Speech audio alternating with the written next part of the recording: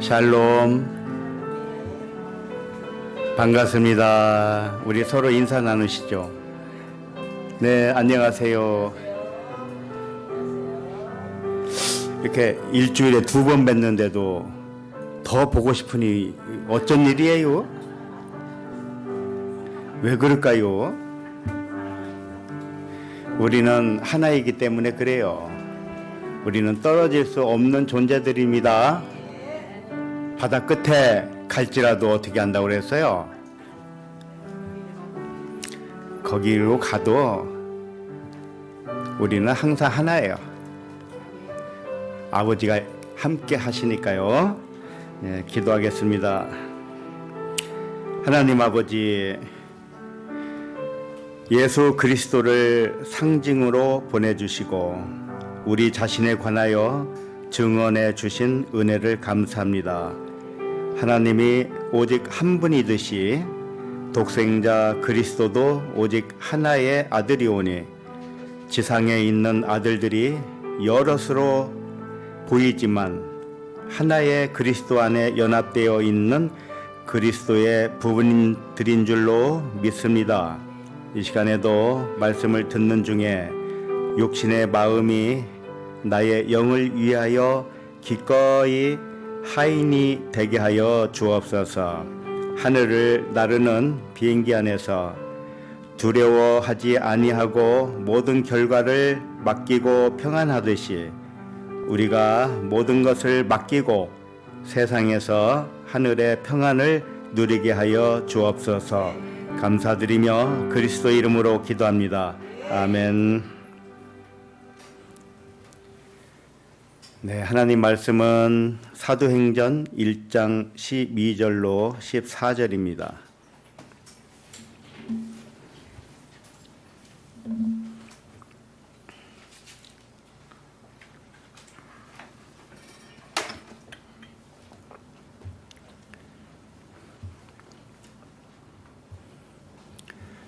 사도행전 어떠세요? 옛날에 알던 사도행전인가요? 아니에요? 예. 자, 그러면 12절부터 14절까지 함께 읽겠습니다. 시작. 제자들이 감람문이라 하는 산으로부터 예루살렘에 돌아오니 이 산은 예루살렘에서 가까워 안식일에 가기 알맞은 길이라. 들어가 그들이 유하는 다락방으로 올라가니 베드로, 요한, 야고보, 안드레와 빌립, 도마와 바돌로메, 마테와 및 알페오의 아들 야고보, 샬롯인 시몬, 야고보의 아들 유다가 다 거기 있어 여자들과 예수의 어머니 마리아와 예수의 아우들과 더불어 마음을 같이하여 오로지 기도에 힘쓰더라. 아멘. 사도행전 네 번째 말씀 제목은 기도에 힘쓰라입니다. 오늘 제목만 봐도 좀 부담이 되지 않아요? 기도에 힘쓰지 않은 분들은 좀 회개하시기 바랍니다. 오늘 말씀의 핵심은 기도입니다. 기도의 본질은 무엇이고 기도는 무엇을 위해서 하는가, 또 기도는 어떻게 하는 것인가 등등 기도에 대하여 또 한번 확인하게 되는 말씀이 되겠습니다. 물론 전에도 기도에 대해서 간간히 말씀을 드렸지만 기도를 해야 맞습니까? 하지 말아야 됩니까? 뭐 이런 논란이 있었잖아요. 특히 이제 그 원어 성경이라든지 진리를 전한다 하는 그런 곳에서 기도는 할 필요 없다라든지 그런 기도는 하지 말아라든지 굉장히 헷갈리게 만든 그런 일들이 있었습니다. 그래서 여기 오셔서 제가 하는 말을 잘 안 듣는 분들도 계셔요. 왜? 이미 들은 것이 진리인 줄 알았거든요. 그러니까 다 버리시고 오늘 말씀에 집중하시기 바랍니다. 네. 그래서 아직도 기도에 관하여 방황하는 분들이 있다면 오늘 말씀에서 많은 도움을 받으시기 바랍니다. 오늘 제목대로라면 기도는 힘쓰는 것이어야 하지요. 기도에 힘쓰라고 했으니까요. 근데 하나님의 말씀은 문자대로 하면은 속기가 쉽습니다. 거의 다 속는 거예요. 그래서 저도 이렇게 기도에 힘쓰라라고 문자로 써놓은 이유가 뭘까요? 속으라고 했지. 속으라고. 그러니까 하나님은 속이고 나서 하나님이 고소하다 이렇게 하실까요? 저도 그렇지 않습니다. 예, 계시가 필요하기 때문에 그래요. 그래서 계시가 없으면 이해를 할 수가 없는 겁니다. 그래서 모든 것은 다 비유라는 것이에요. 제목을 제가 기도에 힘쓰라 이렇게 하지 않고 만약에 풀어서 썼다고 한들 그것도 역시 문자입니다. 그러니까 진짜는 무엇이냐? 내 안에 우리 각자 마음 안에서 하나님이 주시는 깨달음이 있을 거예요. 그것만이 진짜입니다.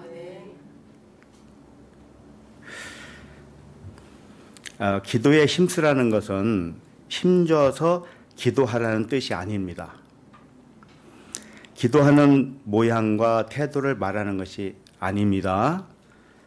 기도의 방향성을 확실하게 하라는 뜻이에요.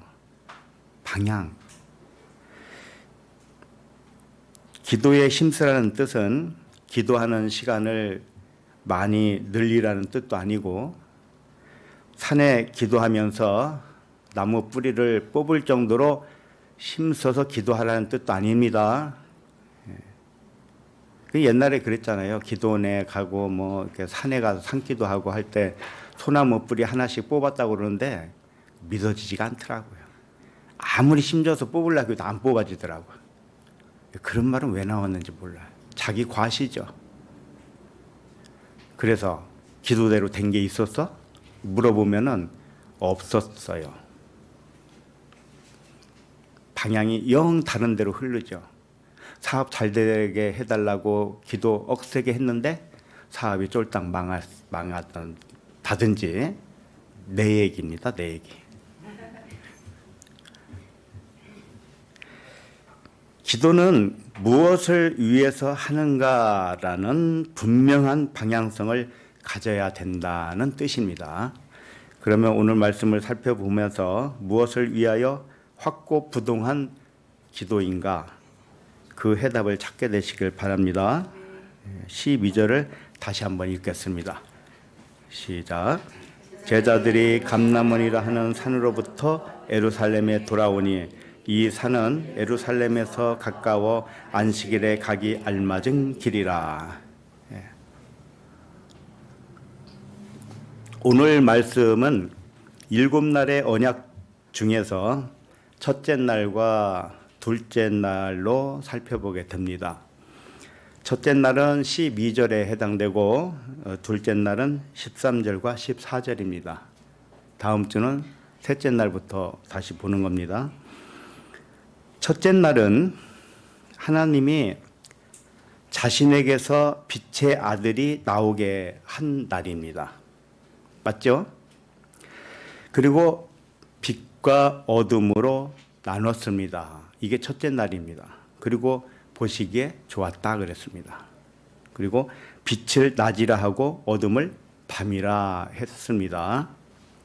다시 말해서 빛의 아들들이 육신을 입었기 때문에 자신을 빛으로 깨닫지 못하고 어둠이 된 상태를 의미하는 것이에요.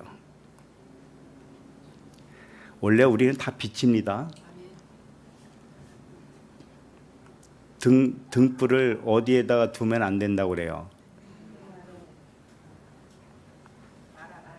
등경 밑에 두면 안 되죠. 말 밑에 두면 안 되죠. 말 위에 놔야 되죠. 말이 뭡니까?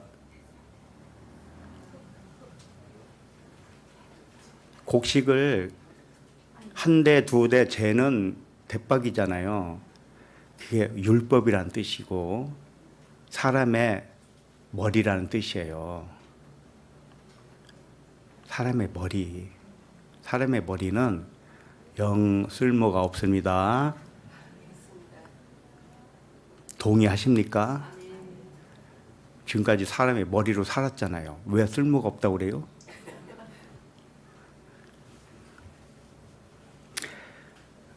다시 말해서 빛의 아들들이 육신을 입은 상태가 어둠이 된 거예요.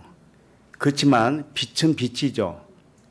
빛이 사라질 수는 없는 겁니다. 우리는 영적 존재이기 때문에 영적 특성이 사라질 수가 없어요. 그 금으로 말씀을 금으로 표현을 하죠. 금은 어디에 묻혀도 금은 썩지 않습니다. 그와 같이 우리들의 존재는 영이고 하나님의 신이에요. 그런데 육체로 오는 순간에 기억을 상실해 버렸어요. 왜 그랬을까요? 무엇이 그걸 덮었기 때문에 그럴까요? 육체가 덮었어요. 그래서 성전이 된 겁니다. 무슨 성전? 겉성전. 율법 성전은 뭡니까? 다 이렇게 덮었어요. 성막, 그 이스라엘 백성들이 40년 동안 광야 생활을 했잖아요. 그때 뭘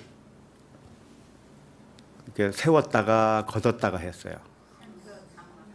텐트 장막이죠. 근데 특성을 보면 그게 위에까지 덮었죠. 천장, 지붕이 있잖아요, 지붕. 지붕이 있다는 의미가 뭡니까? 안에 있는 것을 덮어서 안 보이게 했다는 뜻이에요. 그러니까 우리가 육체를 입으면, 영이 육체를 입으면 육체가 가려요, 가려서 빛이 드러나질 않아요. 가리고 그 가린 의식이 주인 행세를 했단 말입니다. 근데 이제는 어떻게 하겠다는 거죠? 하나님이 때가 참해. 어떻게 하겠다는 거예요? 장막을 걷어 버리겠다는 거죠. 그래서 그 안에 있는 벗개 뚜껑을 확 열면 벗개 안에 있는 것이 드러나듯이 그렇게 육의 몸을 벗겨버리겠다. 이게 하나님의 약속입니다. 오늘도 많이 벗겨지시길 바랍니다. 아무리 육체가 영을 덮어도요, 빛은 언제나 비칠 수밖에 없어요.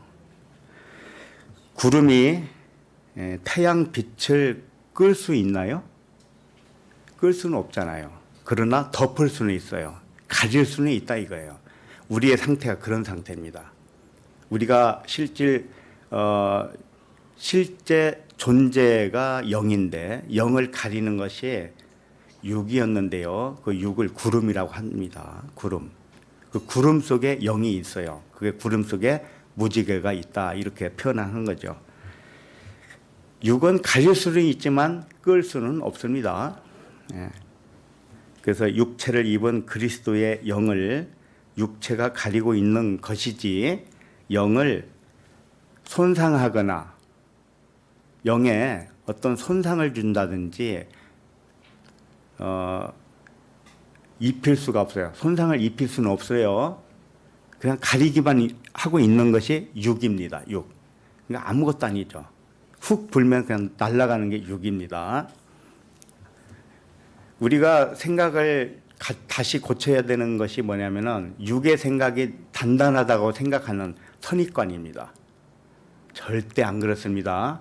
육의 생각은 그냥 잠깐 있다가 사라지는 안개입니다. 어떤 사람은 그래요. 육의 생각이 너무 단단해서 마음으로는 나도 영으로 살고 있지만 나도 어쩔 수 없다 이렇게 생각하는데 그것은 왜 자기를 정당화하는 것밖에는 안 됩니다. 지금 이 시간에 미래가 아니고 지금 이 시간에 육이 벗겨지기를 원하면 그렇게 됩니다. 어려운 게 아니에요. 아주 순식간에 눈 깜짝할 사이에 사라지는 것이 육입니다. 안개가 무슨 힘이 있었어요? 안개는 아주 약합니다. 약해. 바람 살짝 불면 없어져요. 그러니까 염려하지 마시고, 아이고 내가 생각이 너무 단단해서 이렇게 생각하면 더 자기의 생각을 강화시키는 거라니까요. 강화하지 마세요. 물 한 모금 먹고.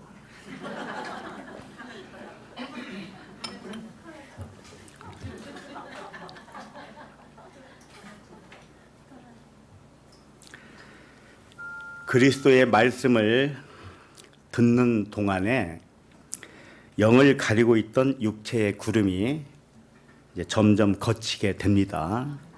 그래서 그리스도의 의식이 나타나기 시작하는 것입니다. 우리도요, 그리스도의 의식으로 살아야 돼요. 그럼 그리스도의 의식이 뭔지 잘 모른다면 질문을 하세요. 누구한테? 자기한테. 진짜 선생은 어디에 있는지 아세요? 자기 내면에 있어요. 왜? 자기가 다 그리스도니까. 아셨죠? 네.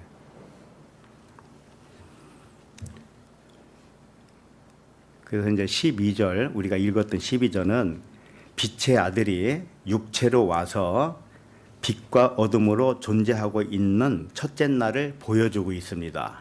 그렇게 안 보이지만 근데 진짜예요. 자, 12절을 보세요. 제자들이 감람원이라 하는 산으로부터 예루살렘에 돌아오니, 이렇게 돼 있죠. 이게 무슨 뜻인 줄 아세요?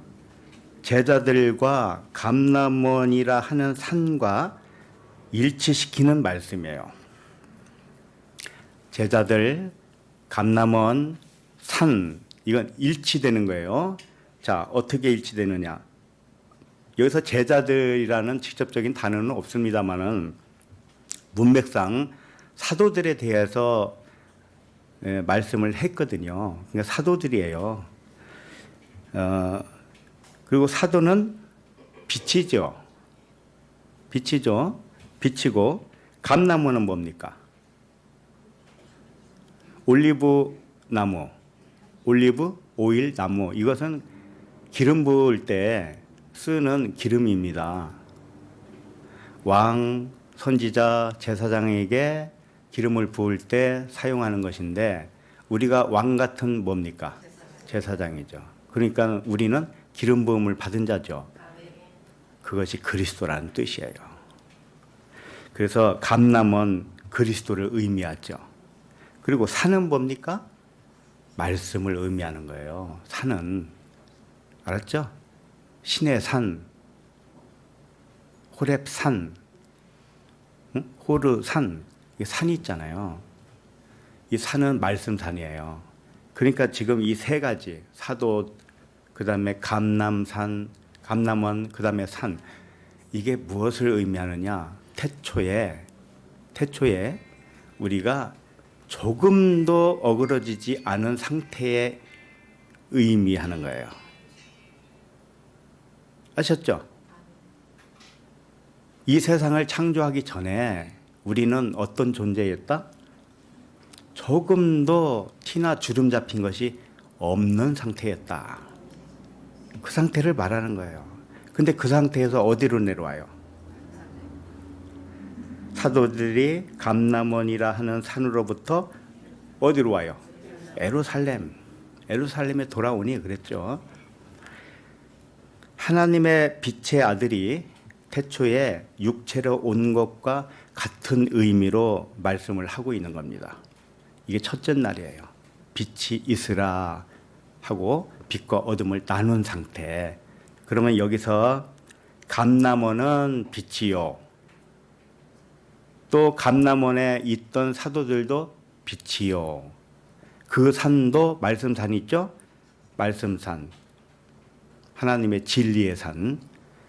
그러니까 하나님 나라예요, 이게. 하나님 나라에서 예루살렘에 내려왔다는 것입니다. 응? 우리가 영이었는데 이 세상에 내려왔다 이겁니다. 하늘에서 이 땅에 내려왔다. 이런 뜻을 가지고 있습니다. 예루살렘의 의미가 뭡니까? 예루살렘은 평안이 아닙니다. 예루살렘 자체는 평안이 아니고 평안을 가리키는 표지판입니다. 그런 뜻을 가지고 있어요. 예루살렘 자체가. 그러니까 예루살렘은 이 세상을 대표하는 하나의 사인이죠. 그러니까 예루살렘에 왔다. 그러면 그것은 세상에 왔다. 이런 뜻으로 알게 되시면 좋겠습니다. 그리고 예수님이 나귀를 타고 어디로 가요? 예루살렘. 예루살렘에 왜 가셨겠어요? 세상의 왕으로 죽어주시는 거죠. 예루살렘을 하늘의 예루살렘으로 만들기 위해서 죽어주신 거지요. 그런 말씀을 한 겁니다. 그리고 예루살렘에 돌아왔다 이렇게 표현을 했지만 돌아온 게 아닙니다. 이게 히포스트레포라는 단어예요. 돌아왔다고 했는데 히포는 아래라는 뜻입니다. 아래로. 스트레포는 반대로 돌리다 이런 뜻입니다. 그러니까 아래는 하늘의 뭐입니까? 반대죠. 이 보이는 만물 세계는 하나님 나라의 반대에 있는 아랫나라란 말이에요. 아랫마을. 하나님 나라는 저 위에 있다면 그렇다고 해서 저 위에 있다고 하늘 쳐다본다고 해서 보이는 게 아닙니다. 하나님 나라는 위 아래 그런 거 없어요. 그러나 구분하기 위해서 표현하는 것들이니까 그렇게 아시면 됩니다. 스트레포는 반대로 돌리다예요. 그러니까 감난산에서 예루살렘에 돌아왔다고 했지만 사실은 감난산에서 예루살렘에 반대로 돌이켜서 아래로 내려온 거예요. 아래. 그게 우리들의 정체성입니다. 우리는 빛이고 영이고 그리스도고 하나님의 신이에요. 그런데 신이 아닌 것 같은 이 세상에 내려온 겁니다. 반대로. 이해가 되시죠? 그럼 어떻게 살아야 되겠습니까? 그냥 사람으로 살아야 되겠습니까? 신으로 살아야 되겠습니까? 신으로 살아야 되겠죠. 말은 잘해요.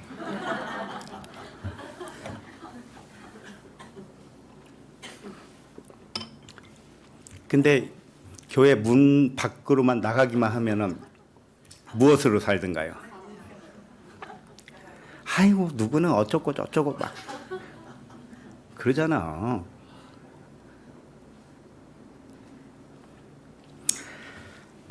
이 말씀도 우리가 어떤 존재이고 어디서 왔는지 알려주고 있는 말씀입니다.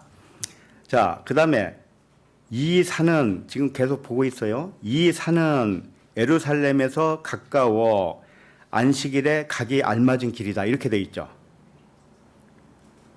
이게 무슨 뜻일까요? 단순히 감람산에서 예루살렘까지의 거리가 가깝기 때문에 안식일 날 내려가기가 아주 유리하다 이런 뜻으로 보이잖아요. 그렇죠? 근데 감람산에서 예루살렘까지 거리가 가깝든 멀든 그게 무슨 상관이에요? 왜 하나님이 쓸데없이 이런 말을 여기다 기록을 해놨을까요? 아니 굉장히 멀면 거리가 멀면 좀 일찍 출발하면 될 거 아닙니까? 그렇죠. 하루 길이면 하루 먼저 출발하면 될 거 아닙니까? 근데 가깝다고 그러잖아요. 감람산에서 예루살렘까지 가깝대요. 이게 무슨 상관이냐 이거죠. 아 그래서 제자들이 안식일 날 예루살렘에 와서 안식일을 지키는데 아주 좋다. 이겁니까? 이게 우리하고 무슨 상관이죠? 감람산에서 가까운 예루살렘의 이 의미가 이런 거예요. 일단은 문자적으로 보면 뭐라고 써 있냐면은 감람산에서 가까운 예루살렘에 가는 길을 안식일이 소유하고 있다 이렇게 기록을 하고 있습니다. 번역은 안 돼 있지만 에코라는 번역 단어가 있어요. 에코. 그건 소유했다는 뜻이에요. 가지고 있다. 무엇이 가지고 있는가? 안식일이 가지고 있는데 무엇을 가지고 있는가? 길을 가지고 있다 이거예요. 감난산에서 예루살렘까지 가는 길을 무엇이 소유하고 있다? 안식일. 문자로 봐도 그래요, 그냥. 그러면 그 문자를 보고 무엇을 깨달을 수 있습니까?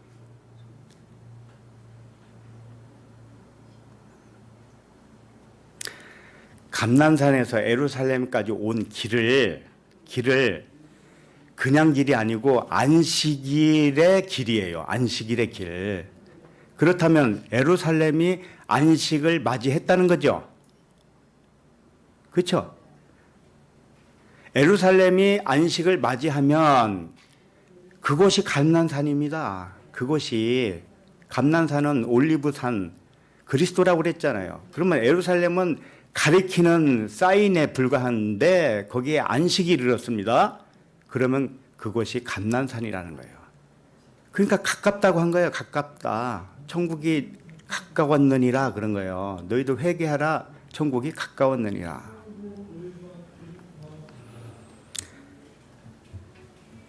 안식에 이르면 안식이 길을 소유하고 있으니까 안식에 이르면 감난산과 예루살렘의 간격이 가까워진다 그런 뜻입니다.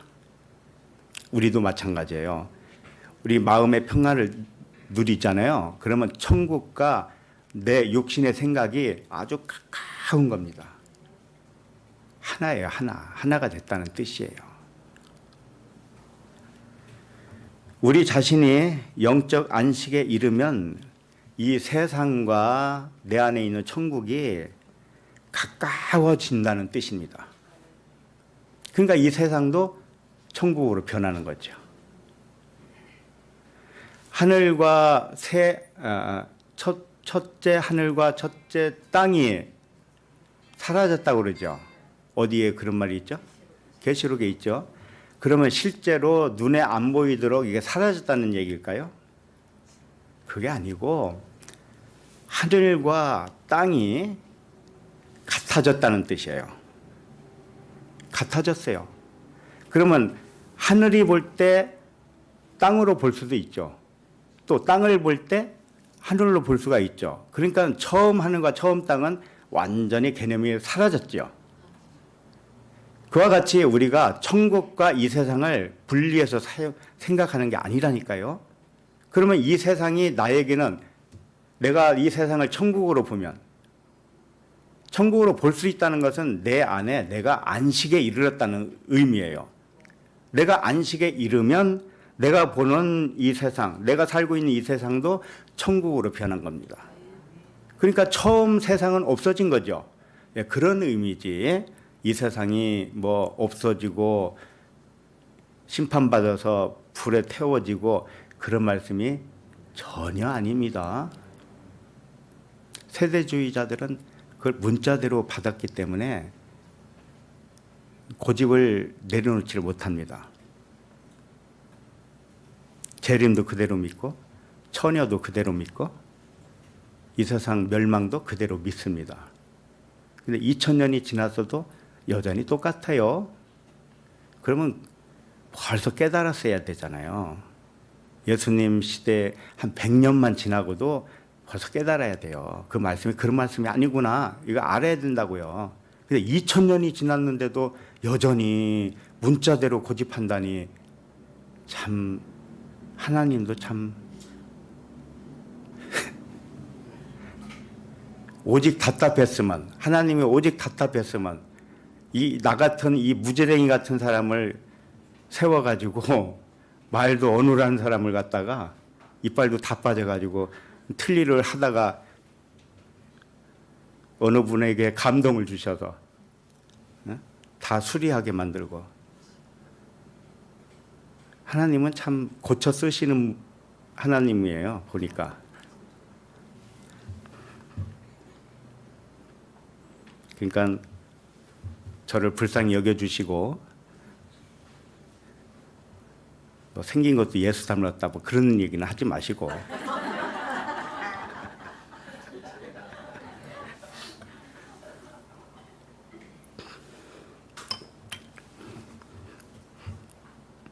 안식일에 예루살렘에 가는 의미는 예루살렘이 안식을 맞이했다는 뜻이에요.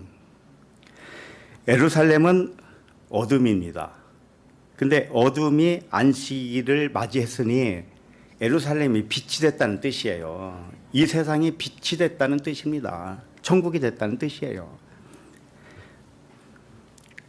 안식일의 진정한 의미는 무엇이냐면 이 문자대로 안식일은 일하지 않고 쉬는 날이죠. 그렇잖아요. 안식일. 자동차 운전도 하면 안 되고 엘리베이터 버튼을 눌러도 안 되고 하는, 여름에 잠깐 실수해가지고 에어컨을 버튼을 안 눌렀어요. 근데 버튼을 누르면 그게 일이 되잖아요. 그래서 어떻게 했을까요? 이방인을 불렀어요. 이방인을 불러가지고 우리 집에 와서 이 스위치 좀 눌러주고 가세요. 그랬다니까요. 이게 실제 있는 실화입니다. 그러면 이방인을 부르는 일은 일이 아닙니까? 참 한심하기 짝이 없는 거죠. 그리고 안식일 날은 엘리베이터 버튼을 안 눌러도 층층에 다 서요. 그렇게 만들어 놨어요, 아예. 그러니까 내려야 할 층까지 가려면 한참 걸리는 거죠. 층마다 다 서야 되니까. 이 안식일은 샤바톤이라고 합니다. 샤바톤이 어디서 나왔냐면은 원형은 샤바트예요. 샤바트가 뭐냐? 단념하다, 그치다, 중단하다 이런 뜻이거든요. 그러니까 단순히 쉬는 게 아닙니다. 물론 겉표면적으로는 일을 안 하고 쉬는 것처럼 보이잖아요. 그게 안식일 같죠. 그렇게 오해했기 때문에 일을 안 하는 걸로 제정을 한 거잖아요. 근데 그게 아니라니까요. 그 사람들한테 좀 알려주고 싶어요. 샤바트가 뭔지 아십니까? 중단하는 겁니다. 그치는 겁니다. 뭘? 일? No. 어디에도 일을 그치다 이렇게 말씀하지 않고 의미상으로는 일을 그치는 거죠. 무엇을 그치는 줄 알아요? 머리의 생각. 이걸 중단하는 겁니다. 이게 안식입니다. 안식일의 진정한 의미는 육신의 생각을 단념하는 것입니다. 그리고 그치는 것이고 육신의 생각을 중단시키는 겁니다. 육신의 생각을 중단하면 그러면 어떤 것이 나를 인도할까요? 영이 그때 일을 하는 겁니다. 영이. 그러니까 우리는 항상 자리를 내놔야 돼요. 우리가 지금 이 세상에 사는 눈으로 보고 귀로 듣기 때문에 이게 육신이라니까요. 육신. 그러니까 육신은 항상 내려놔야 돼. 아니다가 되어야 돼요. 알았죠? 아니다. 옳다. 이게 두 가지만 하라고 그랬죠. 아니다를 해야 옳다가 나와요. 그게 진짜예요. 그게 진짜라고요. 육신의 생각은 진리가 아니고 비진리에 관심이 많은 마음입니다. 그러나 영의 생각은 뭘까요? 항상 진리를 근거로 분별하는 마음입니다. 육의 생각과 영의 생각을 좀 더 쉽게 표현을 해볼게요. 육신의 생각은 머리입니다. 머리에서 나온 생각이에요. 육신의 마음. 근데 영의 생각은 뭔지 아세요? 가슴입니다. 가슴에서 나온 마음이에요.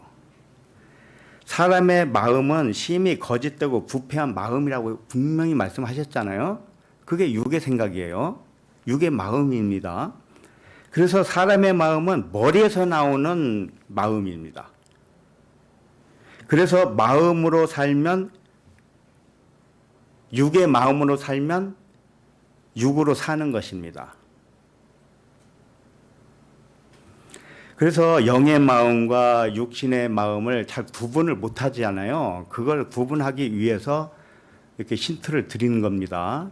영의 마음은 가슴이라는 거 아셔야 됩니다. 가슴. 사랑은 어디서 나올까요? 가슴. 사랑이 아닌 것은 어디서 나올까요? 머리.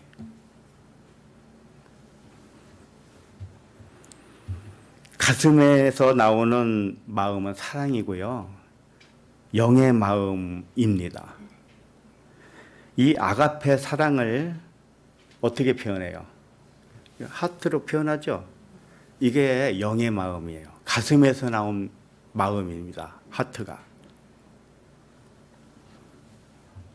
그래서 하트를 육의 마음, 뭐 이성적인 사랑, 뭐 부모의 사랑, 자식의 사랑 이런 것으로 생각하면 안 됩니다.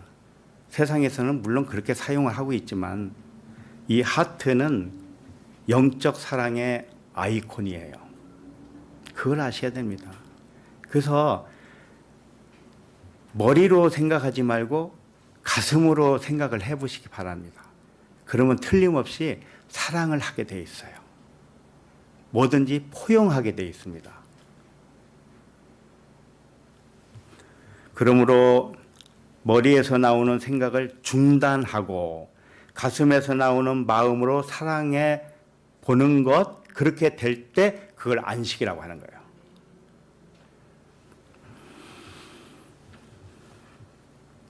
그래서 우리들도 머리로 사는 것을 단념하시기 바랍니다.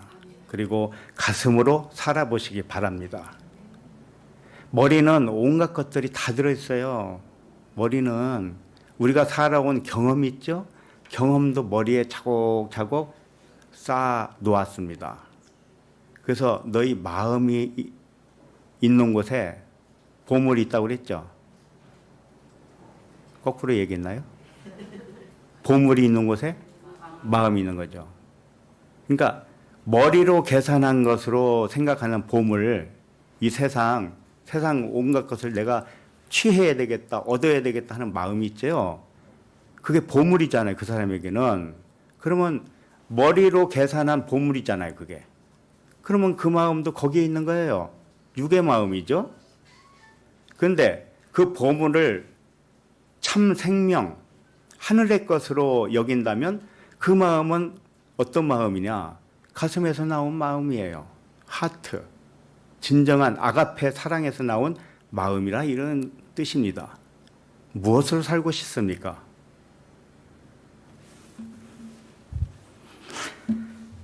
그래서 머리를 단념하고 가슴으로 사는 것이 안식이기 때문에 이런 말씀을 드리는 겁니다. 그래서 이 허깅할 때 어떻게 하던가요? 가슴과 가슴이 맞닿죠. 영과 영으로 맞다라는 뜻이에요. 아셨죠? 자, 그럼 13절을 봅니다. 13절. 시작. 들어가 그들이 유하는 다락방으로 올라가니 베드로, 요한, 야고보, 안드레와 빌립, 도마와 바돌로메, 마테와 및 알페오의 아들 야고보, 셀롯인 시몬, 야고보의 아들 유다가 다 거기 있어. 13절과 14절은 둘째 날에 해당됩니다. 둘째 날의 특징이 뭔지 아시죠? 둘째 날은 어둠이 빛을 깨닫지 못한 상태를 의미하는 겁니다. 모든 사람은 빛인데 자기가 빛인지를 깨닫지 못하고 살고 있을 때 그것이 둘째 날입니다. 이해가 되셨죠? 둘째 날은 그래서 하나님이 보시기에 좋았더라고 하지 않으셨어요. 왜?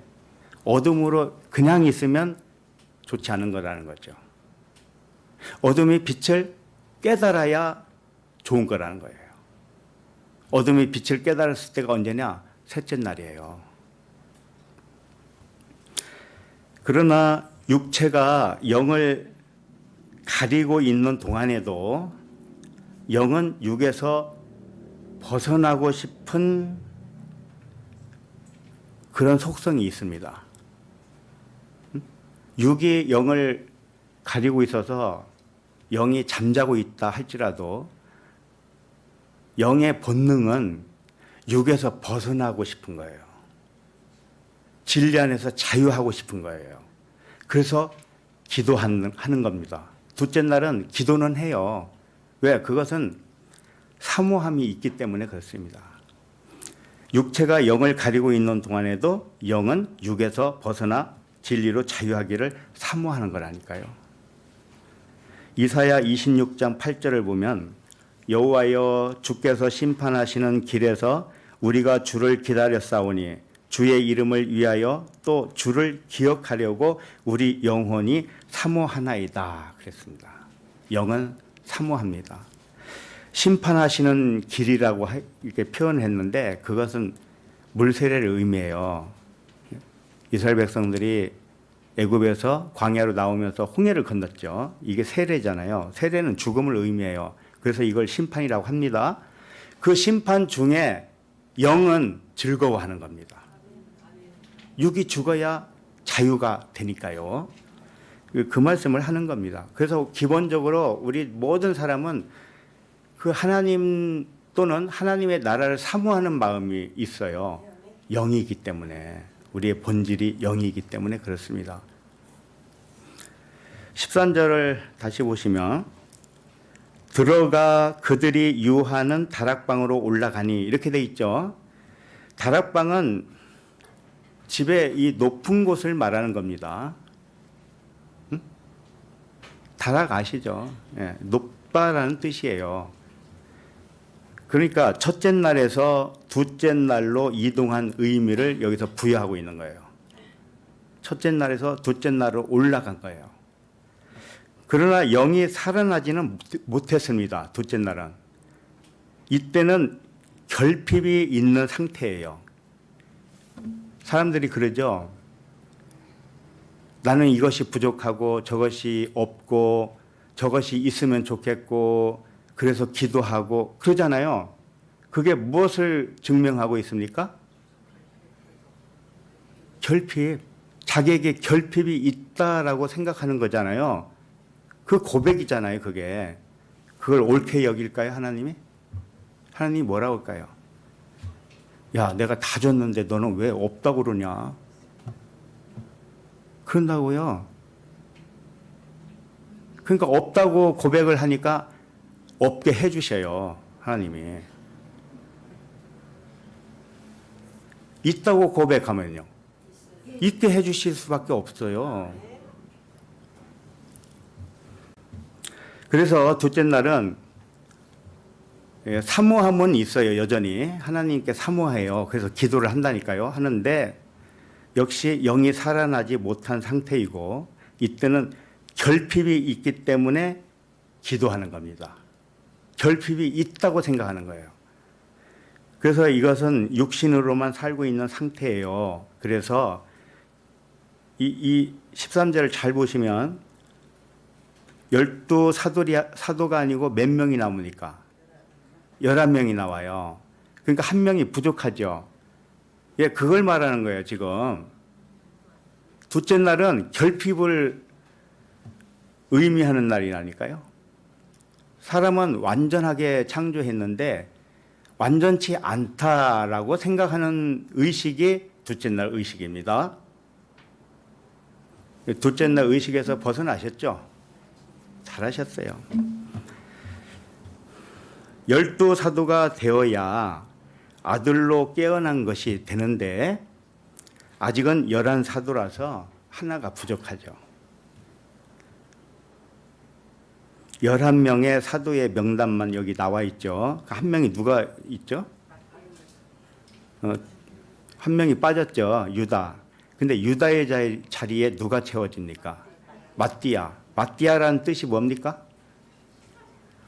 마띠아를 뽑을 때 어떻게 했어요? 다수결로 했습니까? 제비뽑기를 했습니까? 제비뽑기. 제비뽑기가 뭔지 아세요? 아들남이에요. 내가 아들이 되었다는 거예요. 근데 제비뽑기는 내 의지로 됩니까? 전혀 내 의지와는 상관없죠. 그것을 의미하는 거예요. 하나님만이 하실 수 있다라는 거죠. 그래서 11명의 사도의 명단만 나오는데 이게 둘째 날이라고요. 나중에 마띠아가 뽑혔는데, 제비뽑기에 뽑혔는데, 마띠아라는 뜻은 여호와의 선물이라는 뜻이에요. 여호와의 선물이 뭐가 있겠습니까? 무릎 관절이 아팠는데 관절을 낫게 해줬다. 이게 선물일까요? 그 정도일까요? 위장병이 나았다. 이게 여호와의 선물일까요? 한번 좀 크게 생각을 해보세요. 여호와의 선물이 뭘까? 한번 생각을 해보세요. 여호와께 부르짖는다고 하면 제일 받고 싶은 게 뭡니까? 여러분? 매상에 오르는 겁니까? 새 장가 가는 거예요? 새 시집 가는 겁니까?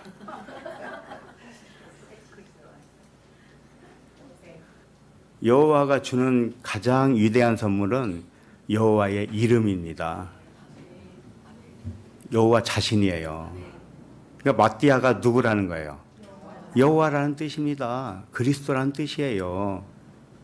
그러니까 11명이 있을 때는 뭐가 빠진 거예요? 그리스도가 빠진 거죠. 그리스도가. 다 있어도 그리스도가 빠지면 꽝입니다. 이게 둘째 날이에요. 그리스도가 결핍되어 있으면 모든 것에서 결핍을 느껴요. 그러나 내 안에 그리스도라는 핵심, 그것으로 채워졌으면 결핍은 일어나지 않습니다. 절대. 없어도 없는 게 아닙니다. 그 사람에게는. 있어도 있는 것도 아니에요. 왜 그럴까요? 물질은 환상이기 때문에 그렇습니다. 물질 세계는 환상이라는 걸 아셔야 됩니다.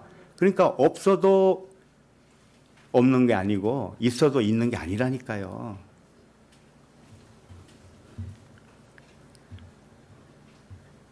부족하게 여기기 때문에 뭔가를 채우려고 안식이 없지요.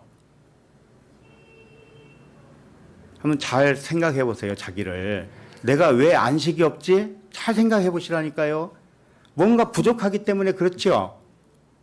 저것만 되면, 저 일만 풀리면 이러고 있잖아요. 지금 당장 행복이 없으면 미래도 행복이 없어요. 지금 평안이 없으면 내일도 평안이 없는 겁니다. 평안을 누려야 평안의 조건이 오게 되어 있습니다. 이걸 아시기 바랍니다. 본래 우리는 아무것도 부족함이 없는 하나님의 아들이에요. 부족함이 없어요. 부족함이 절대 없습니다. 그러므로 머리에서 나오는 생각은 부족하다고 느끼는 겁니다. 머리는 그렇게 말을 한다니까요. 머리가 말하는 음성을 듣잖아요. 그러면 항상 안식이 없어요. 두려움, 미움, 시기, 질투 또는 염려, 근심 이런 것만 채워져 있습니다. 머리의 말을 듣지 마세요. 누구의 말을 들어야 돼요? 가슴에서 나오는 가슴의 음성을 들으시기 바랍니다.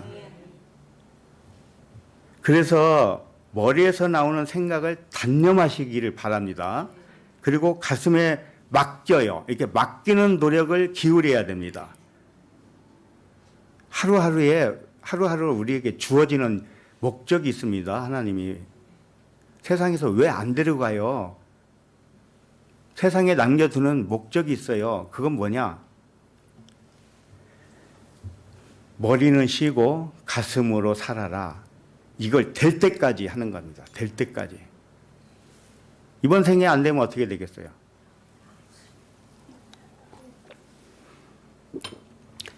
근데 그걸 악용하지 마시기 바랍니다.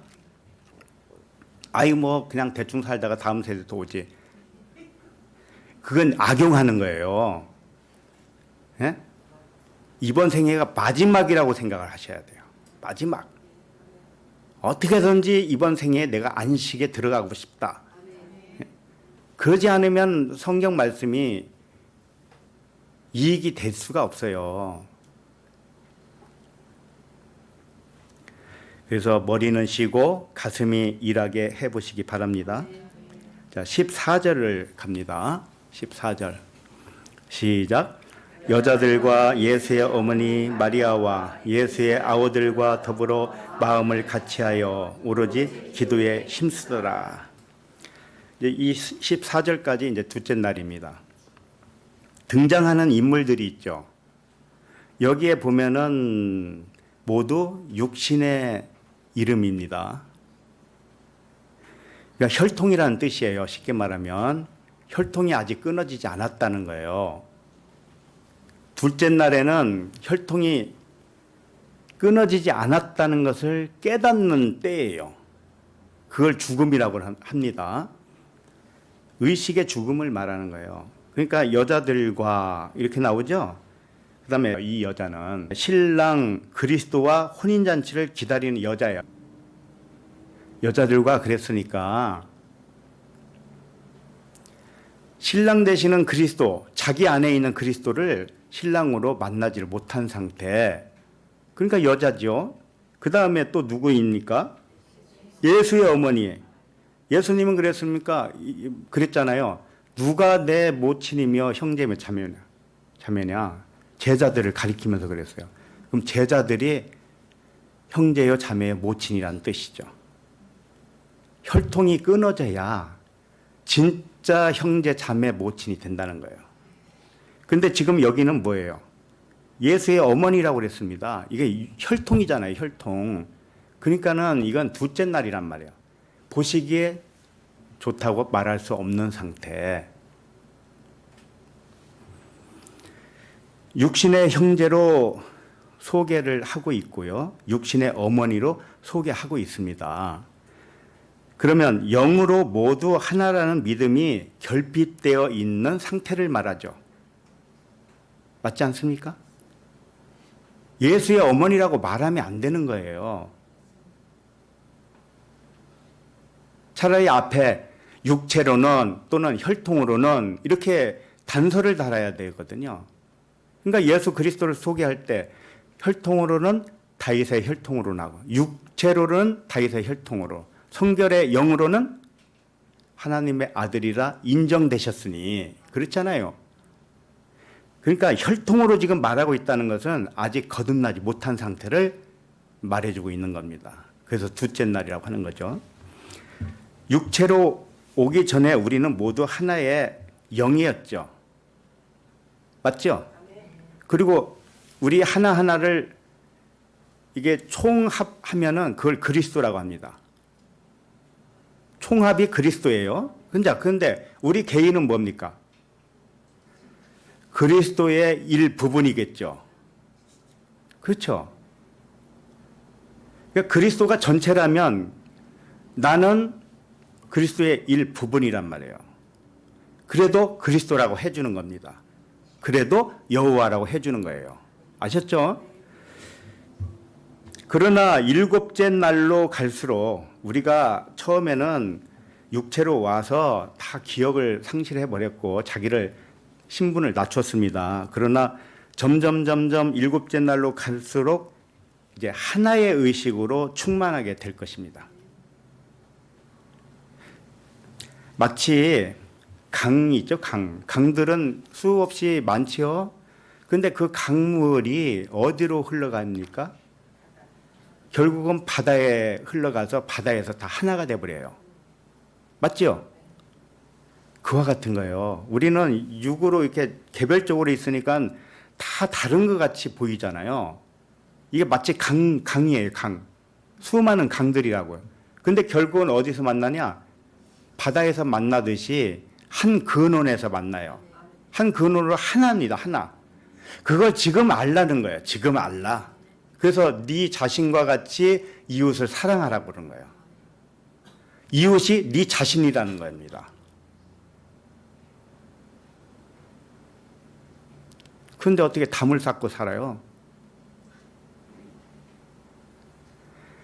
가슴을 열으세요. 가슴을 열어야 돼요. 비록 사는 집도 다르고 사는 지역도 다르고 환경도 다르지만 마음의 문을 열면 하나입니다. 우리는. 그 다음에 여기 더불어 마음을 같이하여 오로지 기도에 힘쓰더라 이렇게 돼 있잖아요. 더불어라는 게 뭐겠습니까? 하나라는 것을 여기서 설명하고 있잖아요. 표현하고 있잖아요. 서두에서 말씀드렸지만 기도에 힘쓰더라는 뜻은 막 이렇게 어떤 태도를 말하는 게 아니라고 그랬잖아요. 소나무 뿌리 뽑듯이 힘써서 기도하라는 뜻이 아니라고 그랬죠. 방향성을 얘기했다고. 방향성이 확고하다는 뜻입니다. 이게. 그러니까 힘쓰더라라고 했지만 그 의미가 그렇습니다. 확고부동하다 이런 뜻입니다.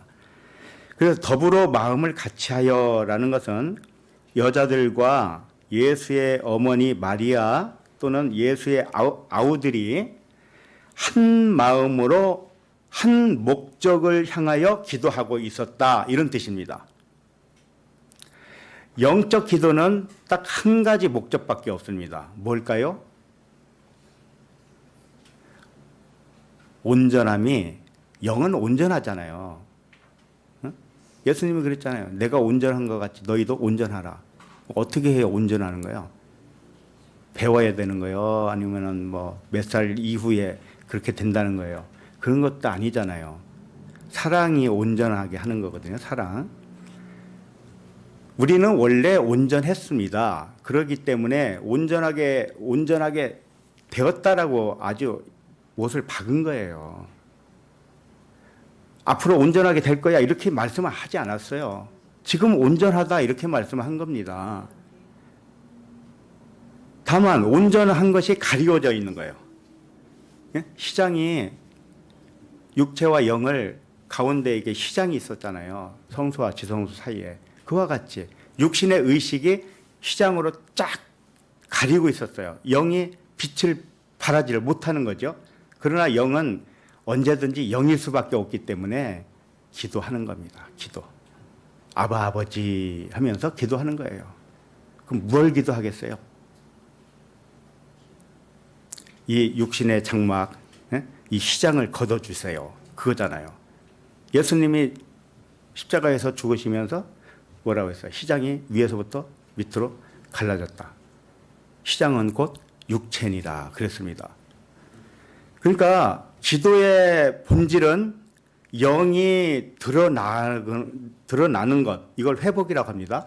회복되는 것을 위해서 기도하는 것입니다.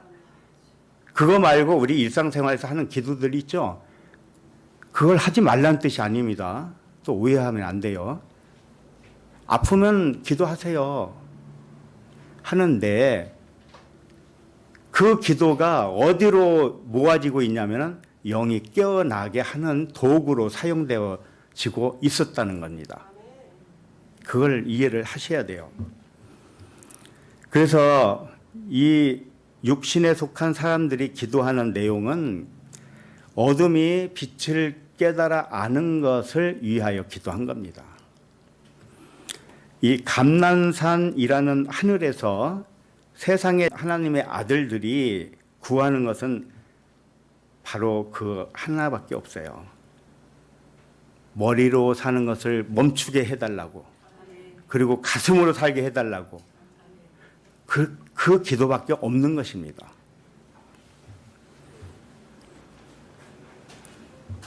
다르게 표현하면 영이 잠에서 깨어나서 영과 진리로 세워지는 것을 위해서 기도하는 것입니다.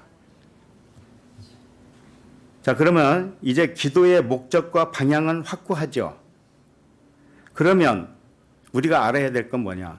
기도는 어떻게 하는 것인가? 이 부분을 좀 살펴보려고 합니다.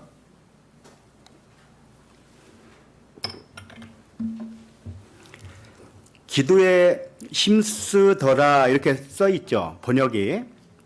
근데 이 기도는 프로시코마이가 아니었습니다. 프로시케라는 단어예요. 프로시쿠마이는 기도하다 동사입니다. 그러나 프로시케는 명사예요. 기도라는 명사예요. 그러니까 여기서 기도 명사를 사용한 겁니다. 그리고 힘썼다 이렇게 하니까 명사가 어떻게 힘써요? 명사는 그냥 존재잖아요. 존재. 예? 동사여야만이 힘쓰든 말든 하잖아요. 그러니까 번역이 좀 부족한 거죠. 기도는 프로시케라고 하는 명사예요. 기도하는 것은 프로시쿠마이, 이게 동사입니다. 그러면 기도를 명사 프로시케로 한 이유는 기도의 정의를 말해주고 싶은 거예요. 기도의 정의, 기도가 뭐냐? 기도를 하기 전에, 프로시쿠마이 하기 전에 기도가 무엇인지 알려주는 말씀이란 말이에요. 주님이 이런 말씀하셨죠. 내 집은 만민이 기도하는 집이다. 그랬죠. 그때도 프로시케로 사용했습니다. 만민이 기도한다 그랬는데 기도하는 동사가 아니란 말이에요. 기도의 집이라는 뜻입니다. 그냥 기도의 집. 그러니까 내 집은 만민이 기도하는 집이 기도의 집이라는 뜻이에요. 자, 우리로 말하면 우리가 성령의 전이라고 그러잖아요.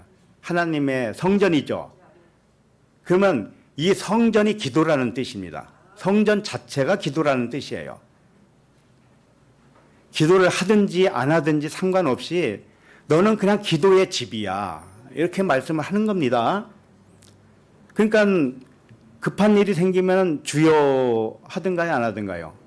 네. 아이고, 이제 기도해야지. 그거하고는 관계없습니다. 관계없이 그냥 나오게 되어 있어요, 기도는. 왜? 내가 기도의 집이기 때문에.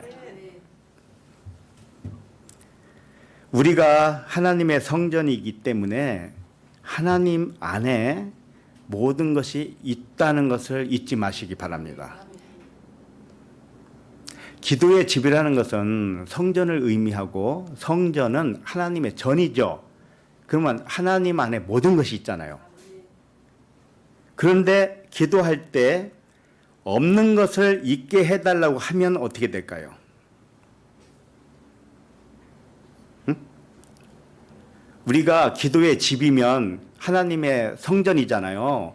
하나님의 성전은 우주 만물이 다 그 안에 들어있습니다. 그럼 내 안에도 우주 만물이 들어있지요. 그런데 내가 결핍을 주장해 보세요. 그게 이치에 맞습니까? 내가 이번 달 전기세를 내려고 하니 하나님 2만 원이 부족합니다. 2만 원을 좀 채워주세요. 이렇게 기도했다고 합시다. 잘한 기도입니까? 그럼 어떻게 기도해야 되죠? 2만 원이 부족한 건 사실이잖아요. 당장 눈에 보이는 건 없으니까. 어떻게 기도할 것이냐고요.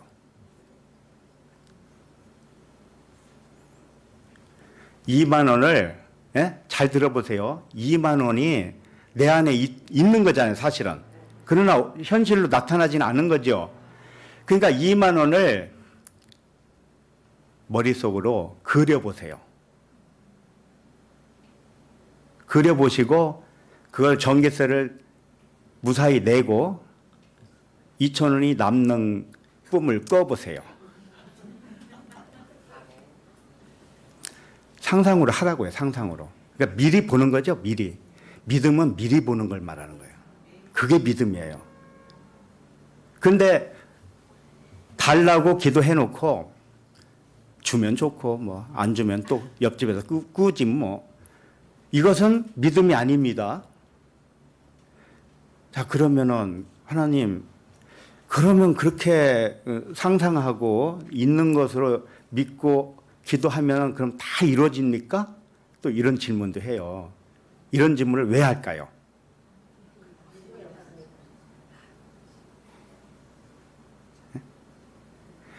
제사 밥에만 관심이 있는 거예요, 그건. 알았죠?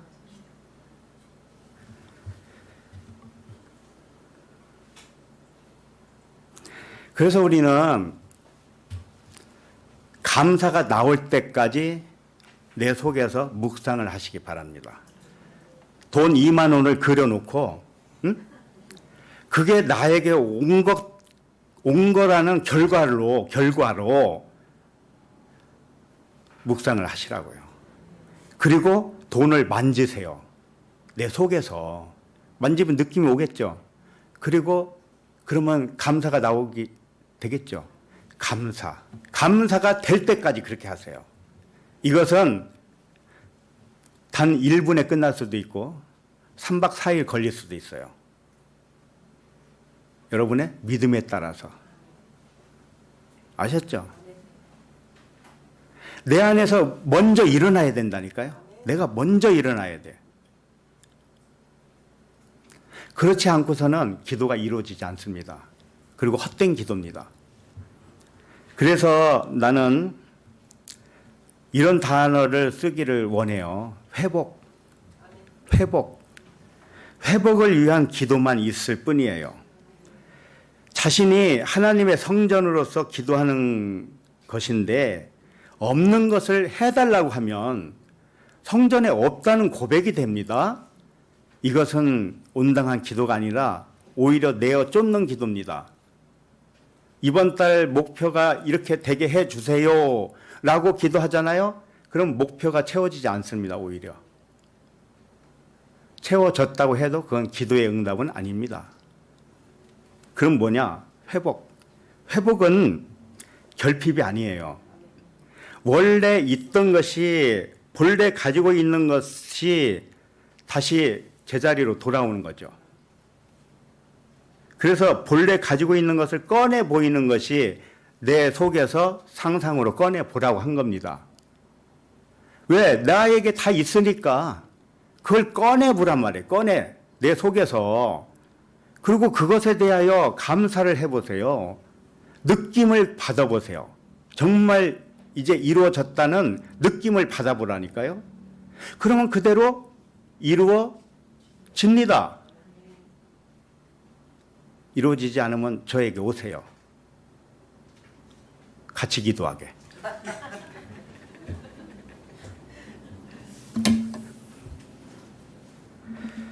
건강한 자가 병들었다가 다시 건강한 상태로 회복되는 것이 기도의 목적입니다.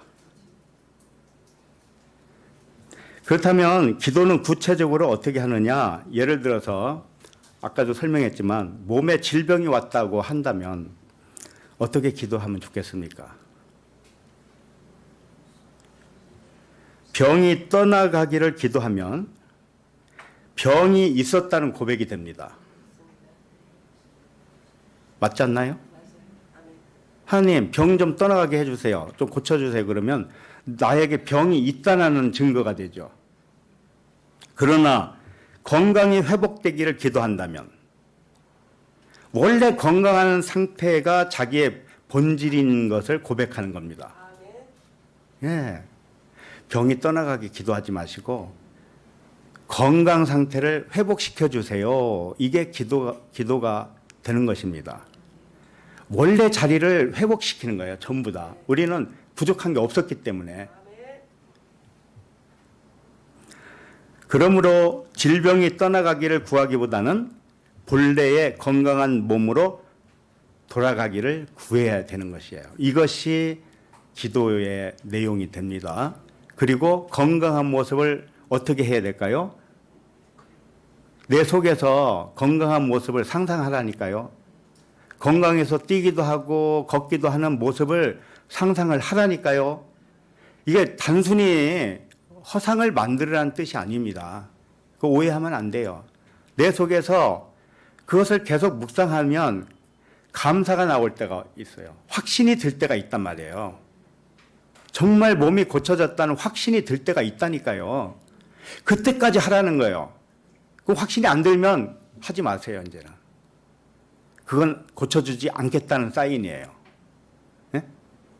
그러나 혹시 모르니 계속 하겠다 하는 사람은 계속 하세요.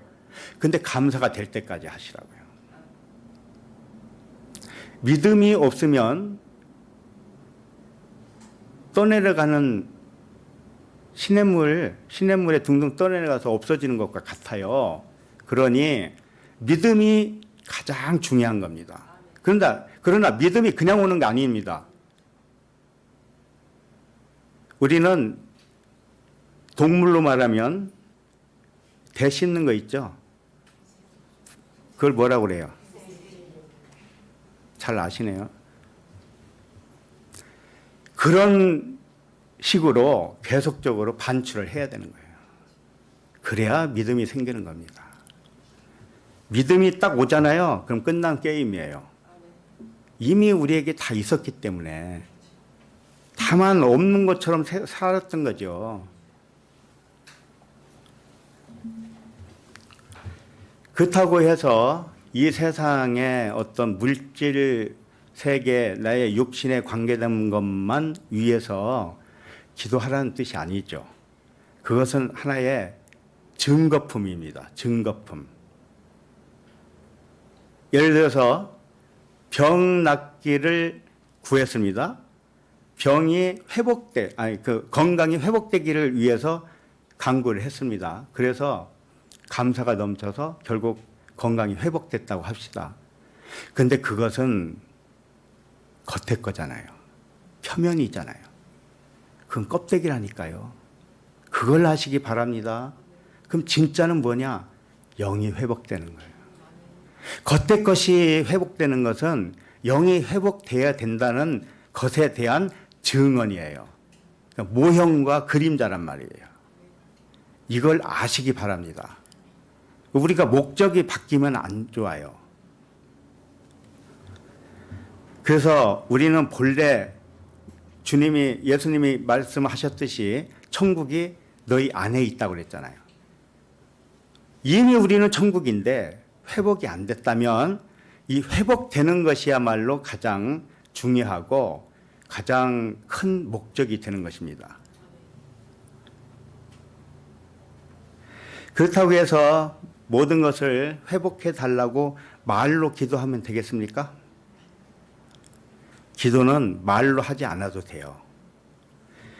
우선 내 가슴이 원하는 기도가 무엇인지를 살펴보시기 바랍니다. 그게 가장 중요해요. 시발점이에요. 내 머리가 원하는 거 말고 가슴이 원하는 것이 뭔가를 살펴보시기 바랍니다. 그런 다음에 가슴이 원하는 것을 회복되기를 위해서 기도를 하시기 바랍니다. 하나씩 하나씩. 많은 걸 이렇게 한꺼번에 놓고 욕심 부리지 마시고 하나씩 하나씩. 내면에서 회복된 상태를 먼저 보셔야 되는 거예요. 겉으로 회복은 안 된 것처럼 보이지만 내 내면에서 먼저 회복이 돼야 된다니까요. 자, 그러고 나면 그게 기도예요. 말로 하는 것만 기도가 아닙니다. 내 생각, 내 내면 속에서 그것이 이루어지게 되는 것. 뜻이 하늘에서 이룬 것 같지 땅에서 이루어지이다. 이게 그 말씀입니다. 그러니까 기도하는 태도는 상관이 없어요. 눈을 감든지 눈을 뜨든지 걷든지 운동을 하든지 앉아있든지 무릎을 꿇고 하든지 이건 아무 상관이 없어요. 다만 자신에게 맞는 것을 자신이 선택하면 돼요. 나는 이렇게 하는 기도가 가장 소통이 잘 되는 기도더라. 이 기도의 환경이 있을 겁니다. 환경. 어떤 분은 음악을 틀어놓거나 또는 찬양을 하면서 하든지 이 외적인 것은 기도를 도와주는 도구에 불과합니다. 도구는 자신들이 찾으면 돼요. 중요한 것은 없는 것을 달라고 기도하지 마시기 바랍니다. 있는 것이 회복되는 상황을 만드는 것입니다.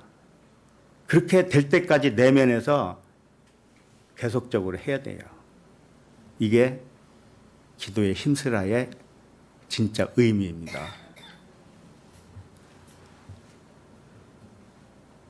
필요한 것이 언제 회복되든지 또는 어떤 방식으로 회복되든지에는 관심을 가지면 안 됩니다. 이것도 중요한 말씀이에요. 내가 속으로 기도의 회복, 뭔가 지금 없는 것 같이 보이는 것에 대하여 회복되기를 위해서 기도했잖아요. 근데 어떤 방식으로 되는가에 대해서는 관심하지 말라고요. 또 언제 그렇게 될 것인가에 대해서는 관심하지 말라고요. 그냥 기도해서 내 속에서 감사가 우러나면 그걸 끝이에요. 내가 할 도리는 다 한 거예요. 나머지는 아버지가 할 일이에요. 그거 하시기 바랍니다. 아버지가 해줘도 아멘이고 안 해줘도 아멘입니다.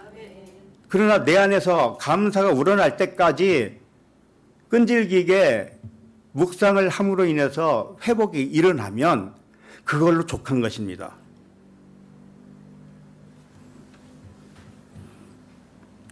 필요한 것을 내면 세계에서 회복되는 상상을 하고 기쁨과 감사가 나올 때까지 내면에서 먼저 경험을 하시기 바랍니다. 예를 들면 또 예를 드는 거예요. 밭에 씨앗을 뿌린 농부가 두 사람이 있을 거예요. 어떤 사람은 이 씨앗이 잘 자라서 아주 풍성한 열매가 수확을 얻을 것이다 라는 상상을 하는 사람이 있어요. 근데 어떤 농부는 뿌려놓고 어떻게 될지 염려하는 사람들이 있어요. 염려, 근심, 걱정. 이게 자랄까? 싹이나 날까? 싹 났는데 또 바람이 와서 다 엎어지게 만들지 않을까? 아니면 우박이 오지 않을까? 태풍이 불고 뭐 홍수가 나지 않을까? 이런 걱정을 하잖아요. 꼭 그런 일이 있어요. 그런 사람에게는. 시골에 이렇게 벼가 많이 자라서 이제 추수할 때쯤 된 그런 논들이 많이 있을 거 아니에요. 가을에. 지나가면서 보면 어떤 논은 바람이 불어서 다 이렇게 넘어졌어요. 근데 어떤 논은 멀쩡해요. 멀쩡해. 왜 그럴까요? 똑같이 바람을 불었는데. 그래서 씨앗을 뿌리고 풍성한 수확을 상상을 해보세요. 그러면 풍성한 수확을 거두는 결과를 날마다 미리 보는 겁니다. 내 속에서 보는 거예요. 그럼 그대로 되어요. 이게 하나님의 원리이기 때문에 변화는 없습니다. 이게 변경할 수 없는 하나님의 원리예요. 그리고 결과에 대한 감사와 기쁨을 미리 누르시기 바랍니다.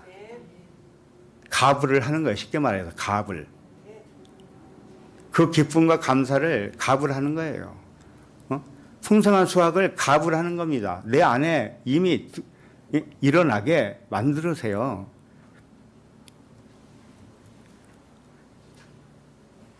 말씀 한 구절 읽고 마칩니다.